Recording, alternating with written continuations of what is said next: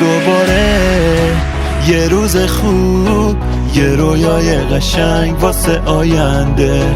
زندگی با تو داره به خوب و بد لحظه ها میخنده. خودتو آماده کن واسه روزای خوب، واسه یه تغییر. چیزی جز فکر خودت نداره رو انرژی تو تاثیر.